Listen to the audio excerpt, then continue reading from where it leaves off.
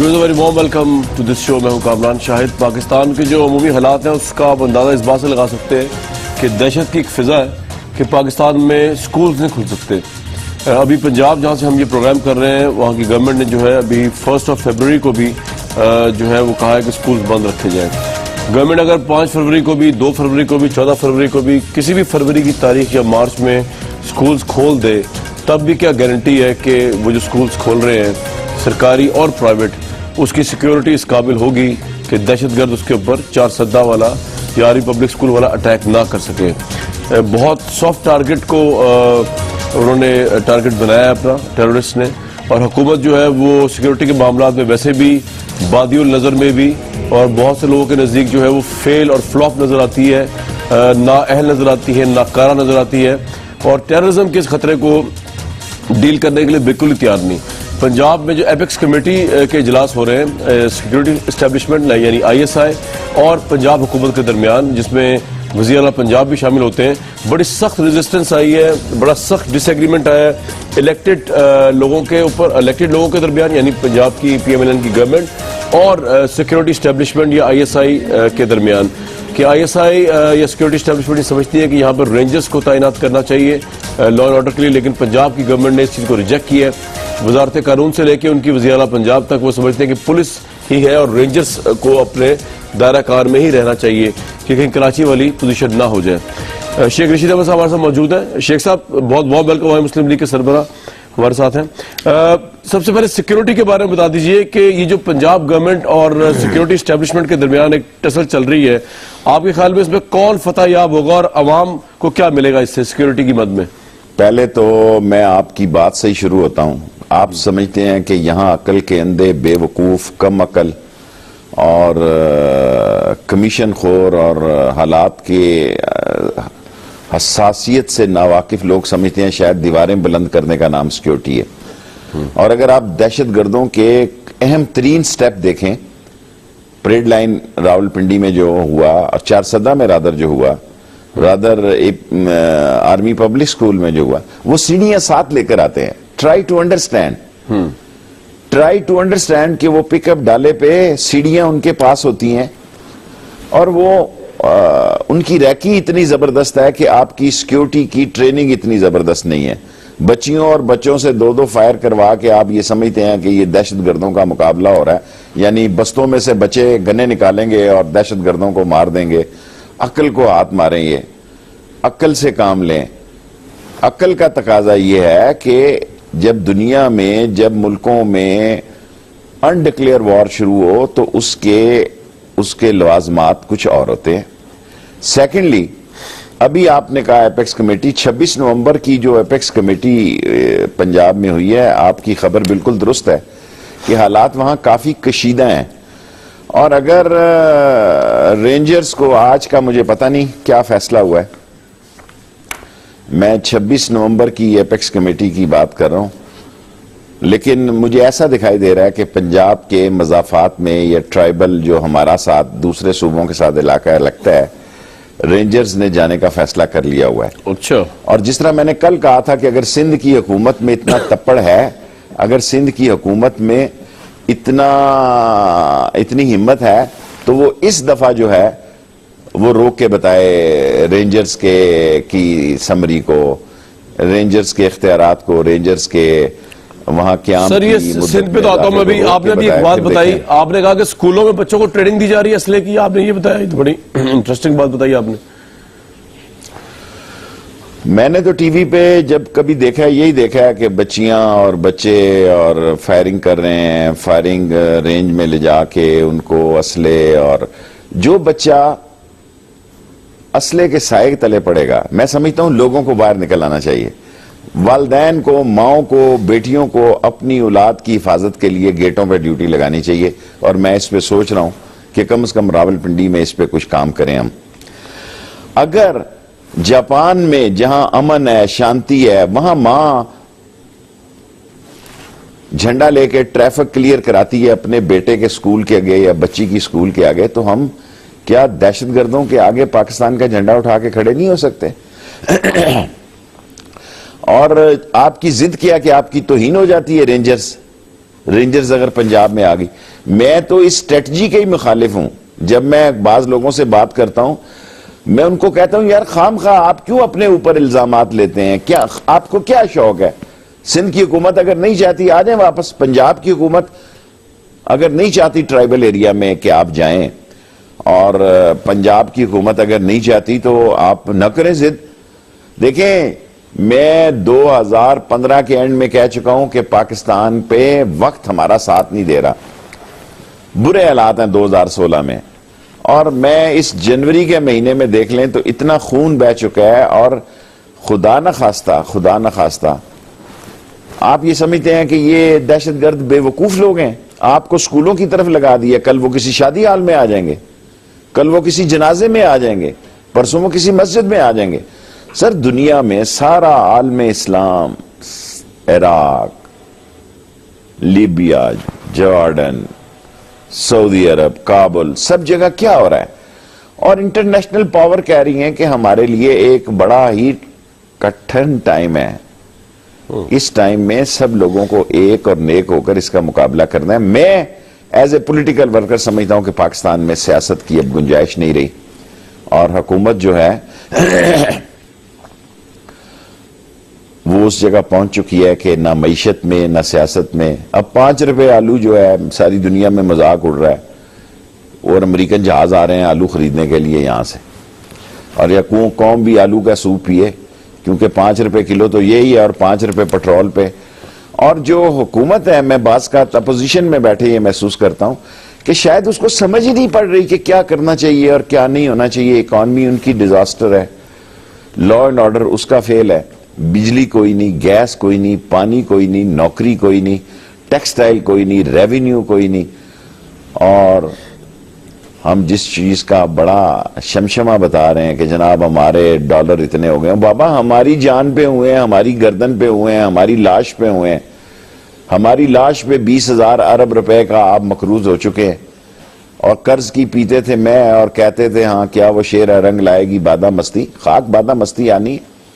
मर गया गरीब का बाल, ना कोई आगे कोई ना पीछे, और चंद खानदान है। और ये सारे खानदान सुन लें, अगर आम आदमी की जिंदगी की हालात ये हुई, अगर आम आदमी इतना ही, कितने पैसे हैं आपके पास, साल 2 साल आप ये कर्जे की किस्त को अदा कर सकते हैं? जी मेरा नहीं ख्याल।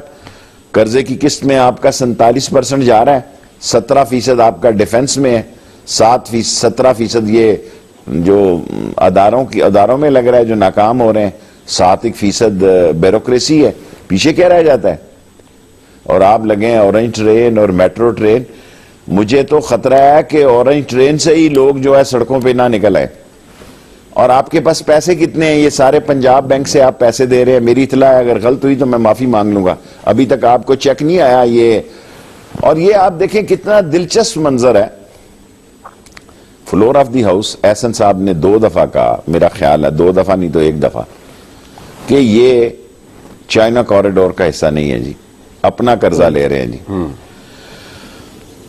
ऑरेंज ट्रेन जो है ये अपना कर्जे से बन रही है। इन दी एंड जब कोर्ट में गया तो वहां जाके, या किसी और साहब ने, मुझे नहीं पता ये डिस्क्लोज कहां हुआ या कमेटी में हुआ पार्टीज के की जो ही, कि भाई ये कॉरिडोर का हिस्सा है। आप क्यों मजाक कर रहे हैं कौम से? आप क्यों पोलराइजेशन कर रहे हैं पंजाब के खिलाफ? आप क्यों चाहते हैं कि इस हालात में इस मुल्क में खाना जंगी हो, पड़ोसी इलाकों से लोग आके लूटें पंजाबियों को, मारें आके पंजाबियों को? ये वही फजा बनाई जा रही है जो बंगाल में किसी वक्त थी।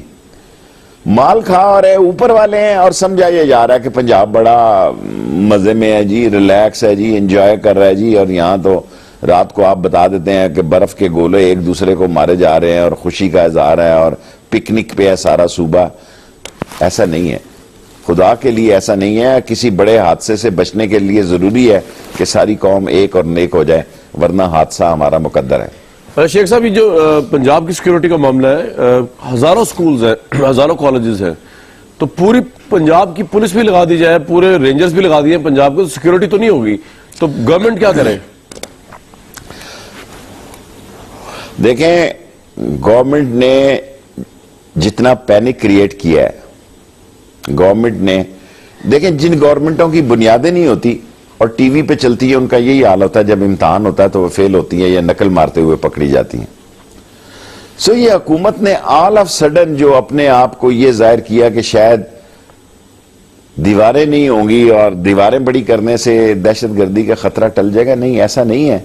मेरा ख्याल है सारी कौम को दहशतगर्दी के खिलाफ बाहर निकलना चाहिए और बिला शिरकत गैर, चाहे किसी की भी हुकूमत है, दहशतगर्दी के खिलाफ एक हो जाना चाहिए और तभी हमारी इससे निजात है। वरना मैं यहां फौज की इस राय से इत्तफाक नहीं करता कि इस साल में ये मसला खत्म होने जा रहा है, ये लंबा होता जा रहा है और ये इतना लंबा भी हो सकता है कि हमारी जड़ों में बैठ जाएगा। तो आप ये जो आर्मी चीफ की इस राय से इत्तफाक करते हैं कि एक्सटेंशन नहीं लेनी चाहिए आर्मी चीफ को? मैं इसमें थोड़ा सा इस पे जाने से पहले ये भी अर्ज करूंगा कि देखें, हम मर रहे थे और वजीर आजम साहब डिवोर्स पहले बैठे थे 4-5 दिन। मैं बतौर इंडस्ट्री मिनिस्टर डिवोर्स गया हूं जी। उस अच्छे वक्त में हम बिग जीरो की इन्वेस्टमेंट नहीं ला सके। ये पिकनिक स्पॉट है, इस तरह इन्वेस्टमेंटें नहीं आती। वरना जब दहशतगर्दी में था श्रीलंका, वहां 160-70 इंटरनेशनल कंपनियां इन्वेस्टमेंट कर रही थी।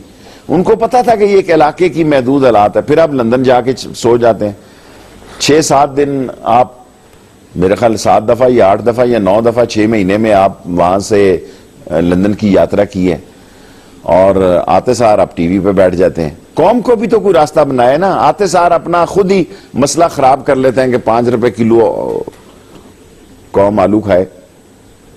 हम आलू खा लेते हैं जनाब, अगर हमारा मुकद्दर ये है।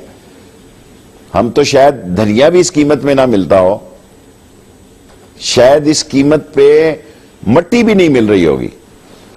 सो आप किस चक्कर में हैं जी? इस मुल्क में क्या करने जा रहे हैं? क्या आपकी टीम टोटली फेल हो चुकी है? और इसकी फेलियर की एक बड़ी वजह यह भी है कि इस मुल्क में अपोजिशन फेल है। अपोजिशन का रोल जो है जैसा होना चाहिए था वैसा नहीं है, जैसा उसका रोल होना चाहिए था वैसा नहीं है। और जो लोगों की आवाज बन सकती थी सवाए एक इमरान खान के, वो अपोजिशन लोगों की आवाज नहीं बन पा रही। और कोई इस सारी नफरतों को कैश करने के लिए भी सियासत के मैदान में मौजूद नहीं है। ये वजह के लोगों में ज्यादा मायूसी है और दहशतगर्दों के आगे वो हाथ फैलाए बैठे हैं या हथियार फेंके बैठे हैं। आर्मी चीफ एक्सटेंशन के बारे में आप बता रहे थे, में है उसके बारे में क्या? ओके जी, मैं ये समझता हूं कि एज ए शेख रशीद मुझसे पूछे, अवामी मुस्लिम लीग के हेड की हैसियत से पूछे, तो आर्मी के इमेज के लिए तो उन्होंने ठीक किया है, अपनी रिस्पेक्ट के लिए बिल्कुल ठीक किया है। लेकिन ये हालात देखने चाहिए कि उनको ऐसा कहना क्यों पड़ा। और ये जो तस्वीरें रोज आप हमें दिखा रहे हैं, आर्मी चीफ बैठे हुए हैं और नवाज शरीफ साहब बैठे हुए हैं, एक मसनूई किस्म की मुस्कुराहटों के साथ आप हजरात हमें कौम को बेवकूफ बना रहे हैं। देखें, अगर सिविल गवर्नमेंट को जितनी बड़ी सपोर्ट मौजूदा चीफ ऑफ आर्मी स्टाफ ने दी है, अगर कोई और चीफ ऑफ स्टाफ होता तो मेरा ख्याल है हालात ऐसे ना होते। और सिंध में जितने रोड़े अटकाए गए हैं, अगर पंजाब में अगर उनके मावनकार मौजूद हैं दहशतगर्दों के, अगर पंजाब में करप्शन देखें ना, अरबों रुपया चंद लोग, इस मुल्क में कितने लोग हैं जो कमीशन और हाई ठेके ले रहे हैं? 1000 बंदे नहीं होंगे। 19-20 करोड़ लोगों के एक तरफ तराजू में रखो और ये 1000 करप्ट आदमियों को रखो तो 1000 का तराजू ज्यादा झुका हुआ है और सारी हुकूमतें उनके पीछे पकड़ी हैं। इनफैक्ट आम आदमी तक अगर इस हुकूमत की कोई सहूलत पहुंची है, कोई सहूलत पहुंची है, जिस ट्रेन को आप लाहौर ला रहे हैं, ऑरेंज ट्रेन, क्या नाम है इसका, जी जी, उसको लोग नहीं मान रहे। देखिए ना, मेरे लिए आप सहूलत लेके आ रहे हैं, जो मेरे इर्द गिर्द है वो कह रहे हैं नहीं यार हमें नहीं चाहिए, हमें हमारा सेटल बिजनेस तबाह होने जा रहा है। आपके बिजनेस तो सेट है, कमीशन ही माशाल्लाह इतनी है कि 13 नस्लें खाती रहेंगी। आप लोगों ने, बड़े लोगों ने इतनी ज्यादा कमीशन और हराम का माल इन कर लिया है कि मैं मुल्क में 1 साल 2 साल में शायद मैं सियासत में पता नहीं होता हूं, नहीं होता हूं, जिंदा हूं, नहीं हूं, मैं ऐसे हालात देख रहा हूं कि बिखरे हुए लोग निकलेंगे और फ्रिजों तक को साफ कर देंगे आके घरों में, बिकॉज भूख है, नंग है। आप उनको एक नई फिल्म दिखा रहे हैं, आप उनको तरक्की की एक ऐसी मंजिल दिखा रहे हैं जो उनके करीब से नहीं गुजर रही। सो कोई इतना बड़ा लीडर नहीं है इस माशरे में जो हमारी कौम के मसाइल भी समझ सके, इंटरनेशनल हालात में भी अपने आप को फिट कर सके, और बढ़ती हुई चपकलश, तनाव, खिंचाव, टेंशन और सुबाइयत और फिरका परस्ती इसमें एक बड़ा रोल अदा कर सके। मेरा ख्याल है इस मुल्क की क़यादत में कहत है, अल्लाह करे कोई नया लीडर पैदा हो और इसको, इस खला को वो पूरा करे। राइट शेख साहब, जब कहत होती है लीडर पैदा हो जाता है। बिल्कुल ठीक। शेख साहब, आपने प्रोडिक्शन की थी कि जरदारी साहब जो है, खबर दी थी आपने कि जरदारी साहब जो है उनको गिरफ्तारी होनी थी उनकी, इसलिए वो नहीं आए पाकिस्तान। अब उज़ैर बलोच पकड़ा गया, तो ये उज़ैर बलोच की वजह से ये प्रिएम्प्ट किया था जरदारी साहब ने कि उसके बयानात होंगे उनके खिलाफ। और उज़ैर बलोच को किस तरह देखते हैं आप? सिंध उनको सब कुछ पता है, और आसिफ जरदारी इन टच है, और ऐसे ही यहाँ अखबार में खबरें दी जा रही हैं, उधर नाश्ता अपने पैसे दे के। मैं भी 2 दफा बतौर मिनिस्टर गया हूँ, ये सुबह जो प्रेयर्स ब्रेकफास्ट होता है, 2 दफा मुझे भी उन्होंने बुलाया, 1 दफा मैं छोड़ के ही आ गया। मैंने कहा क्या नाश्ता है? सदर साहब उधर खड़े होते हैं, अमेरिकन सदर वहीं से खिताब करता है, here the gentleman and the gods and this, और वहीं से चला जाता है। फोटो सेशन की भी गुंजाइश नहीं होती। सो ये डूबते को तिनके का सहारा, ये इतने बदनाम हो चुके हैं, सारी दुनिया को पता होता है कि देखें, पाकिस्तान में शायद लोगों को ना पता हो, हालांकि जितना स्ट्रांग मीडिया पाकिस्तान में है दुनिया के किसी खित्ते में नहीं। पाकिस्तान में शायद लोगों को ना पता हो कि कौन कितना करप्ट है या कौन कितना दयानतदार है, बाहर सारा पता होता है। ये इनका जूस निकल चुका है आसिफ जरदारी वगैरह का, और ये बिलावल को भी ले डूबेंगे, उसकी सियासत को भी। जब तक आसिफ जरदारी का साया बिलावल साहब के ऊपर है, उसकी कोई सियासत नहीं है। और आप ये समझ रखें कि जिस 27 तारीख को वो आ रहे थे, उनको इतला हो गई, रहमान मलिक साहब बीच में ब्रिज का काम कर रहे थे कि आप आएंगे। जहाज जो सऊदी अरब से यहां लाना था वो दुबई वापस चला गया। उनको पता था कि भाई, क्योंकि मैं ये खबर दे चुका हूं कि वो यहाँ लोग, टीम तैयार थी जिसने उनको, आपने बताया था। लेकिन शेख साहब, उज़ैर बलोच की क्या अहमियत है? उसके बयान की कितनी वैल्यू होगी? देखिए, मेरे ख्याल में आसिम का मसला तो ठंडा पड़ जाएगा, मुमकिन है कोर्ट से उसकी जमानत भी हो जाए। अच्छा। और उज़ैर का मसला काफी सीरियस है, ऐसे लोगों को भी घेरे में ले सकता है। देखें, उज़ैर शुरू हो रहा है मुर्तजा भुट्टो से, और पुलिस की सारी एलीट क्लास जो है इस वक्त सिंध की, वो घेरे में आ सकती है। अच्छा। पुलिस की एलीट क्लास जो आसिफ जरदारी के इशारे पे काम करती रही है, वो टॉप की मैं बात कर रहा हूं, मैं छोटे मोटे डीएसपीओ और इनकी बात नहीं कर रहा, बेचारों की या इंस्पेक्टरों की या सिपाहियों की जो गोली खाने के लिए पैदा हुए हैं सिंध में भी। मैं बड़ी एलीट क्लास की बात कर रही हूं, वो भी सारे घेरे में आ सकती हैं। और फरवरी के एंड तक ये भी हो सकता है कि बड़े अहम नाम सिंध के, जो बड़े अपने आप को शुरफा की लिस्ट में समझे जाते हैं, मैं तो बाज़ का हैरान होता हूं, मैं बाज़ का तन्हाई में सोचता हूं, यार हम रोज हुकूमत के खिलाफ बात करते हैं, यहां आवे का आवा ही बिगड़ा हुआ है। पूरा मुल्क की करप्शन की लहर में बह रहा है, करप्शन की लहरों के नीचे जिंदा है। कोई आदमी ऐसा नहीं है, दूध वाले से लेके, चाय वाले से लेके, निहारी वाले से लेके, पटवारी से लेके ऊपर तक। और उज़ैर बलोच देखें, मुर्तजा भुट्टो का कत्ल, बेनजीर भुट्टो की शहादत, फिर अल्लाह ताला आपका भला करे, शहनशाह खालिद, बिलाल शेख, वो जफर बलोच, ये सारे एक सिलसिला है जनाब। 400 कत्लों में तो मेरा मतलब है दुनिया का ड्रेकोला ये बन जाएगा। और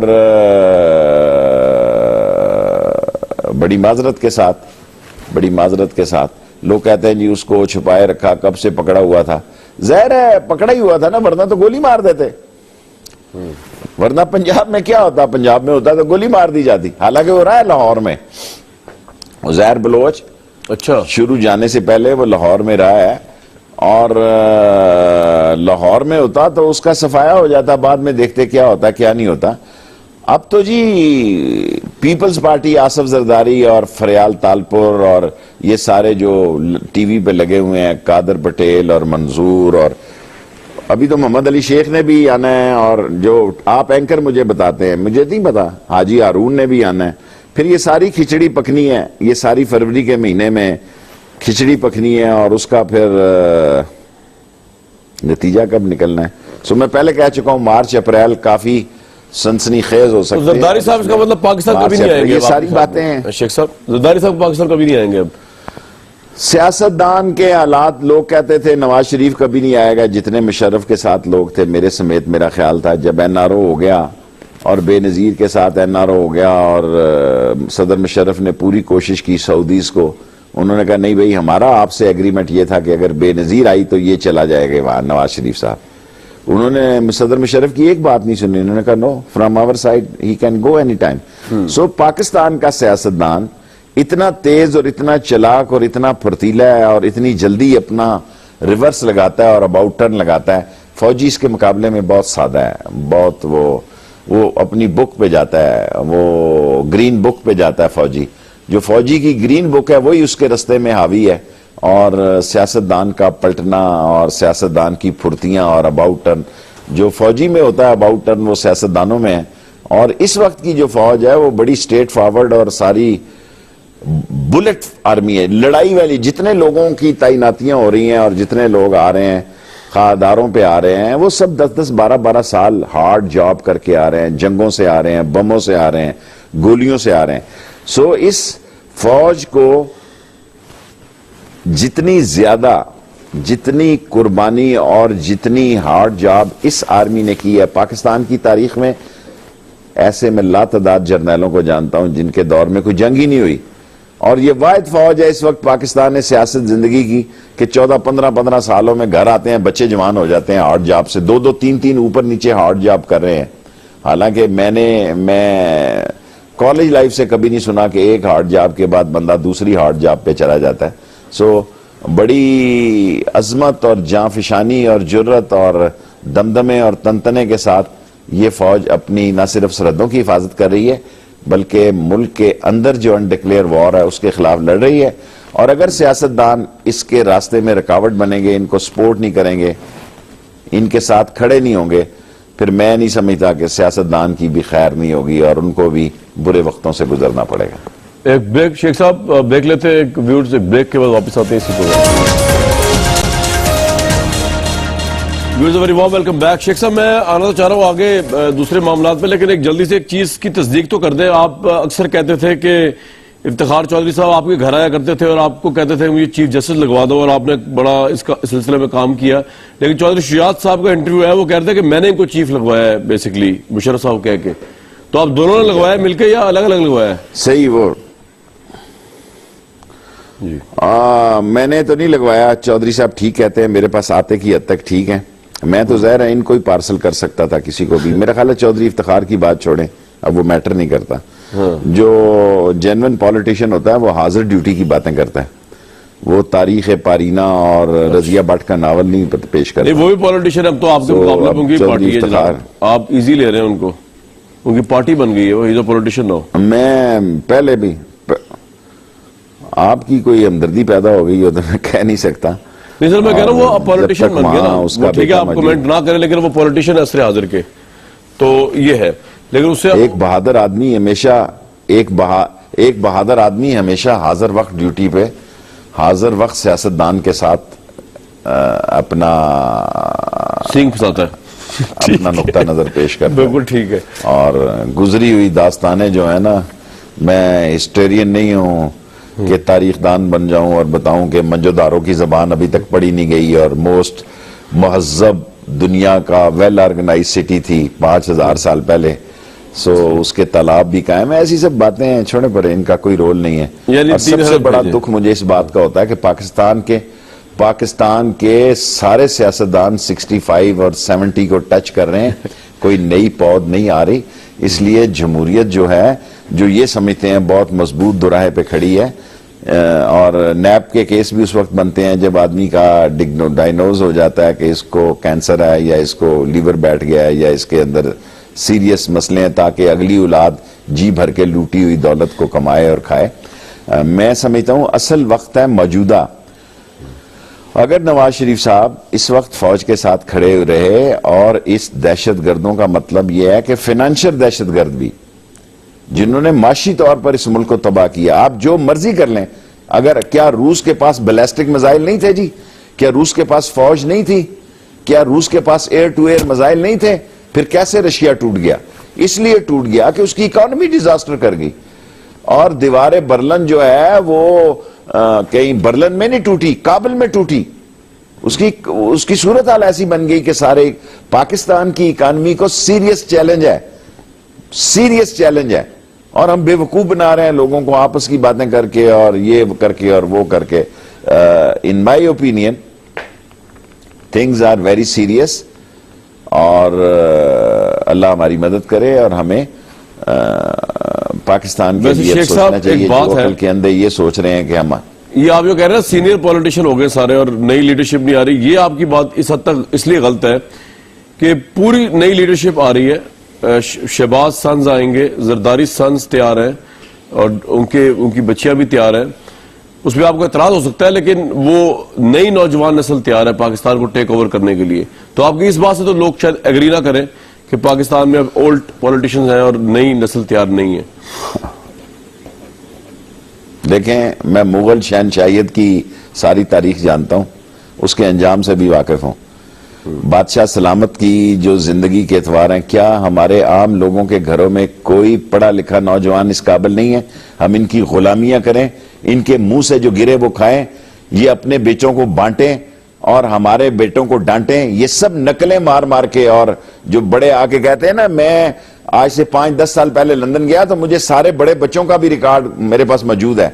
जो सलाहियत वाले बच्चे थे वो इनके थीसिस लिखते हैं। वो गरीब थे इसलिए उनसे पैसे ले लेते हैं और ऐसे थीसिस लिखते हैं कि पकड़ा ना जाए। वो ऐसे कंप्यूटरों से स्टोरियां बनाते हैं कि वो पकड़े ना जाए। ये आके हमें कहते हैं कि बर्कले से पढ़ा है जी, हार्वर्ड से पढ़ा है, सेसेक्स से पढ़ा है जी, एसेक्स से पढ़ा है, कोलंबिया से पढ़ा है। लानत है इन नकलचियों पे, उससे वो बेहतर है जो पाकिस्तान में नकल मारते हैं। राइट, लेकिन शेख साहब जिस पार्टी के आप लाई हैं उनके पास कौन सी नौजवान नस्ल है? इमरान खान के इर्द गिर्द कोई शाह है, कोई तरीन है, कोई खटक है, कोई सरवर है, कोई 60+ है, किसी ने जो है वो गंदी तरीन इनिंग्स खेली हुई अपनी पास्ट में, कोई इस्टेब्लिशमेंट के साथ, कोई नवाज शरीफ साहब के साथ। आपकी जिस पार्टी के साथ अलायंस है उनके पास कौन से नए चेहरे? मुझे तो आज तक कोई सवाए वो एक ओन चौधरी साहब है जो इमरान खान साहब के साथ साथ रहते हैं, बाकी तो नईम उल हक साहब भी पुराने ही हैं। तो ये तो शेख साहब आप थोड़ा इंसाफ नहीं करते जब दूसरी पार्टी में बात करते हैं। इमरान खान के पास हैं, मैं इससे इत्तेफाक नहीं करता, मेरी बात सुनो। कैसे? इमरान खान साहब के पास हैं। इमरान खान की असल ताकत यूथ है, वो उसको यूटिलाइज कर सकते हैं या नहीं कर सकते, ये उनकी लीडरशिप का टेस्ट है। मैं इससे ज्यादा कुछ नहीं कह सकता। और जहां तक आप बात कर रहे हैं कि इस पाकिस्तान में आप कह रहे हैं जी कि ये फलाने के साथ थे, फलाने के साथ। इस वक्त भी नवाज शरीफ की सबसे एक्टिव टीम जो मीडिया वार कर रही है दूसरे, वो मुशर्रफ की टीम है। और चलो सर, वो तो बुरे हैं ना आपके नजदीक, जो अच्छे मैं उनकी बात कर रहा हूं। इमरान तो अच्छे है ना, इमरान खान की पार्टी तो अच्छी है, नवाज शरीफ बुरे ना आपके। आप एंकरों ने मेरा ख्याल है फैसला ही कर लिया है कि इमरान खान का भी सवाल मुझसे पूछना है, वरना वो इतनी बड़ी पार्टी है कि हर चैनल पे उसका कोई ना कोई बंदा बैठा होता है। आप उनसे सवाल नहीं करते लोग। नहीं, मैंने कहा आप मेरा दोस्त अब रह गया, उससे भी आप मुझे लड़ना। शेख साहब नहीं करते, दोस्ती निभाना चाहते हैं आप, दोस्ती निभाएं, ठीक है, बिल्कुल ठीक है। बाकी ये था कि मैंने कहा मैं अपना मौक़िफ़ तो दे दूं ना, लोग सुन रहे होंगे, उनके वोटर यंग जरूर है, लेकिन इमरान साहब का ट्रस्ट जो है वो 50-60+ वालों पे ही है। तो उनमें और नवाज शरीफ की सियासत में कोई फर्क नजर नहीं आता बहुत से लोगों के नजदीक। आप एग्री ना करें, आप दोस्ती निभा लें, कोई मसला नहीं। अच्छा जी, ये चौधरी निसार ने जो बयान दिया मुकमुका वाला शेख साहब, और कहा इमरान खान ठीक कहते थे, ये किससे दोस्ती निभाई है उन्होंने? क्योंकि ये तो अपनी हुकूमत के खिलाफ भी चार्जशीट है और पीपल्स पार्टी के ऊपर तो है ही। देखें, चौधरी निसार जो है, मैं ये नहीं कहता, लेकिन शाह साहब ने क्या फायदा उठाया है, क्या फायदे लिए हैं, जो अखबारों में और टीवी पे आ रहा है कि नैब से केस बचवाए हैं जी फलां, ये नून कह रही है, उनके मिनिस्टर कह रहे हैं, मैं नहीं कहता। मैंने अपनी कब्र में जाना है। चौधरी निसार भी मेरे अच्छे दोस्तों में है, ये चौधरी निसार बेहतर सफाई दे सकते हैं। सो मैं ये कहना चाहता हूं कि शाह साहब पे सिर्फ मेरी तरफ से एक एलिगेशन है, और मुझे खुदा को गवाह बताता हूं, कुछ नहीं पता। अगर पता होता मैं स्ट्रेट वे आपको बुलाता कि उसने ये किया, उसने ये किया।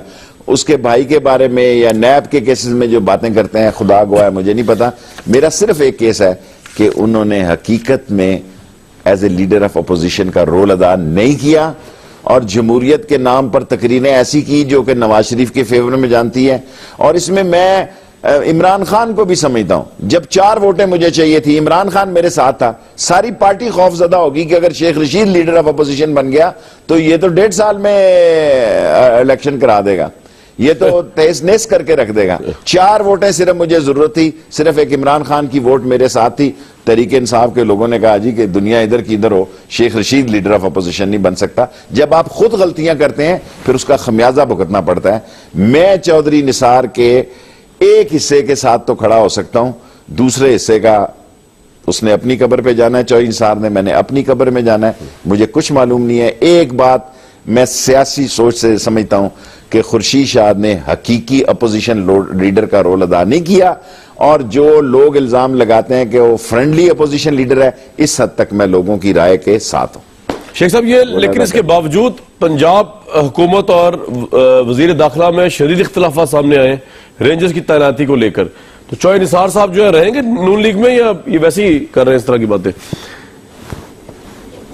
नहीं, मेरा ख्याल है रहेंगे और उनको रहना चाहिए, वरना वो सारा ऐसे ही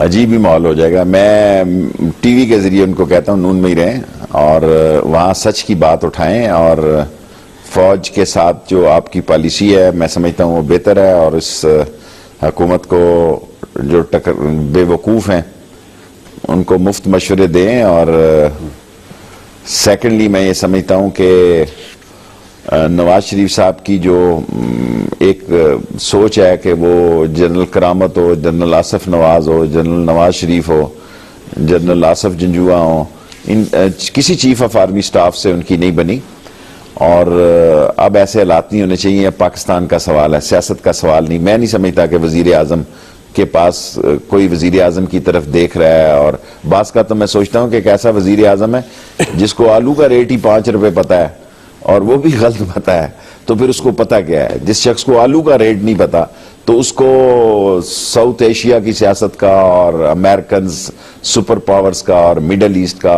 और अफ्रीकन पॉलिटिक्स का क्या पता होगा। सो निसार को वहीं रहना चाहिए ताकि आलू पता लगे 30 रुपए किलो है या 20 रुपए किलो है।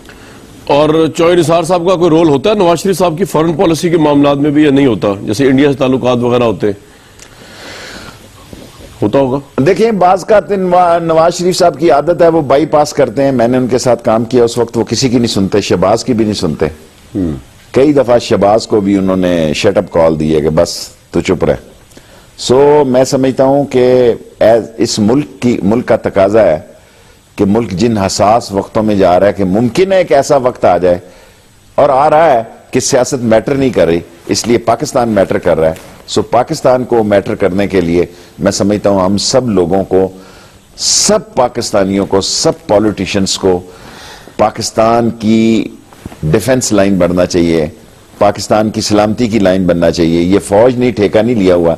जब तक सिविलियन और अस्करी इदारे एक और नेक होके इस मुल्क की ढाल नहीं बनेंगे और इस मुल्क पे होने वाले हर किस्म के हमले को, खा वो दहशतगर्दी का हो, खा वो इंडियन का हो, खा वो माशी मनी लॉन्ड्रर्स का हो, उसको हम रेजिस्ट नहीं करते तो पाकिस्तान के लिए बड़ा इम्तिहान का वक्त होगा। शेख साहब हमारे साथ हैं जी, एक क्विक ब्रेक लेते हैं, वापस आते हैं इस प्रोग्राम। Welcome back. शेख साहब, नवाज शरीफ साहब गए सऊदी अरब और ईरान, आर्मी चीफ गए, इतना हैवी डेलीगेशन, 2 बड़े लोग, हार्मनी ऑफ आइडियाज के साथ। इसके बावजूद सऊदी वजीर खारजा ने कहा कि पाकिस्तान की सालसी की ना कोई पोजीशन है और ना वो कोई ऐसा रोल अदा कर रहा है। नाकाम दौरा रहा आपके ख्याल में इन दोनों का, दोनों हज़रात का? देखिए, नवाज शरीफ के लिए तो रहा कि कौम को 2 डबल एज हुआ। कौम को मैसेज गया कि अकेला नवाज शरीफ कुछ नहीं है आर्मी चीफ के बगैर। बाकी जो इस वक्त सऊदी फॉरेन मिनिस्टर है ना, ये बात मैं आपको कहना चाहता हूं, कौम को बताना चाहता हूं, ये बहुत इंपॉर्टेंट इंसान है। और ये मुशर्रफ के दौर में भी किंग अब्दुल्ला और सारे मुज़ाकरात और मामलात, और he was very much in, जो कुछ उसने कहा वो ठीक कहा, क्योंकि लड़ाई इस कदर बढ़ती जा रही है, इस कदर तेजी से हो रही है, और हमारी मजबूरियां इस कदर हैं कि हमें यही रोल अदा करना है जो हम इस वक्त कर रहे हैं, कि हम कोशिश करें कि आग पे पानी गिरे और किसी की आग के आलाकार भी ना बने और इस आग में कूदे भी ना। राइट। शेख साहब, ये कराची से लेकर पेशावर और लाहौर में आर्मी चीफ के तौसीना लेने के लिए रैलियां निकाली जा रही हैं शहर शहर। लोग कह रहे हैं सिपह सलार जंग छोड़कर नहीं जाता। आपको लगता है ये बिल्टअप होगा आगे नवंबर तक और शायद आर्मी चीफ अपना फैसला चेंज कर देंगे, मतलब गवर्नमेंट चेंज करवा देगी उनसे? देखें, वो टाइमिंग तो गलती थी। रहील शरीफ साहब को ये ऐलान नहीं करना चाहिए था, लेकिन अब कर दिया है तो मेरा ख्याल है वो पहरा देंगे। और ये रैलियां वेलियां जो हैं हर दौर में लोग निकालते रहते हैं, बैनर लगाते रहते हैं कि वापस आ के अखियां उड़ीक दियां और ये के मर जाएगी। वो क्या एक शेर लिखते हैं शहरों तो में, इंसाफ करोगे के हाँ, सारा पिंडी यहाँ ये इफ्तिखार चौधरी के लिए भी शेर पढ़ा जाता था, मर जाएगी। हाँ जी, कि मर जाएगी मखलूक खुदा तो इंसाफ करोगे, क्या करोगे पता नहीं क्या। हाँ जी, मुंसिफ हो तो हशर उठा कर देते। इफ्तिखार चौधरी के लिए पढ़ते थे बहुत ज्यादा रैलीज में बहाली के लिए। तो और अब आज आप इफ्तिखार चौधरी पे आपकी सुई अटकी हुई है, ये बोसीदा केसेस है। भाईजान उसके बाद बुलेट प्रूफ कार है खजाने की, वो वापस लेनी है। आप बोसीदा केस नहीं है, रेलेवेंट है अभी भी 1 साल और सर ये bullet proof car Rafiq Hariri के पास थी। आखिरी में आपको बात बताऊं, मैं किंग अब्दुल्ला साहब के साथ बैठा हुआ था। रफीक हरीरी को किंग अब्दुल्ला ने कहा कि के रफीक हरीरी ये सैटेलाइट स्कैनर की कार ली है इसने, और जो दो बोइंग तैयारों की कीमत में है। जब उसको बम ब्लास्ट से उड़ा तो मैं बतौर मिनिस्टर दुआ करने गया तो मैं छोड़ के चला गया इनको। इन्होंने मुझे पूछा किधर गया, मैंने कहा मैं गड्डी देखनी है। सो मैं उधर गया तो उधर से कोटली सतिया का एक बंदा कोटे का एक बंदा वेटर था, उसको मैंने कहा ये गाड़ी किधर है जो इस बम में उड़ी है। उसने कहा वो 17वीं मंजिल या 23वीं मंजिल के ऊपर पड़ी हुई है। ठीक, ये वो गाड़ी है जो दुनिया की महंगी तरीन गाड़ी थी, जिसको सैटेलाइट स्कैन करता था, जो 2 बोइंग तैयारों के बराबर थी। इसको इतना बड़ा नीचे से सीवरेज लाइन से उन्होंने बम लगाया कि वो 23वीं के 17वीं मंजिल पे जाके गिरी। सो बुलेट जब टाइम मुकर्रर हो जाए, 4 खुदकुश हमले हम पे हुए हैं, फिर नहीं, अल्लाह का मालिक है। जब आई है जो रात कब्र में है उसको। तो ये आपका पैगाम इफ्तिखार चौधरी साहब बहुत इंसान की हिफाजत करती है कि बुलेट प्रूफ गाड़ी कुछ नहीं कर सकेगी। मैं इस काबिल ही मैं क्या जी, मैं कह रहा हूं ये पैगाम इफ्तिखार चौधरी साहब के लिए है कि बुलेट प्रूफ गाड़ी जो ली है उन्होंने वो कुछ नहीं कर सकेगी अगर हालात खराब हो गए। खुदा नहीं, उसको किसी ने मारना भी क्या है, दहशतगर्द इतने बेवकूफ नहीं है, उनकी अब खबर में वो जान नहीं है। मारते उससे हैं जिसके पैनिक पैदा हो, जो न्यूसेंस हो, जो 2-3 दिन स्वयं तक कम से कम टीवी चैनलों पे रहे और पता लगे वो मौजूद है। शेख साहब फिर आप तो बहुत हाई वैल्यू टारगेट है माशाल्लाह। चल अल्लाह आपको जिंदगी और सेहत दे। मैं तो हूं, अल्लाह ने बचाया ही हुआ है अभी तक, अल्लाह बचा के रखे। बहुत शुक्रिया शेख साहब, आपने टाइम दिया, आपकी तबीयत भी खराब थी, आपने फिर भी टाइम दिया। व्यूअर्स इनके व्यूज आपने सुने, इनसे आप टोटली डिसएग्री भी कर सकते हैं। हमें इजाजत दीजिए, कल तक।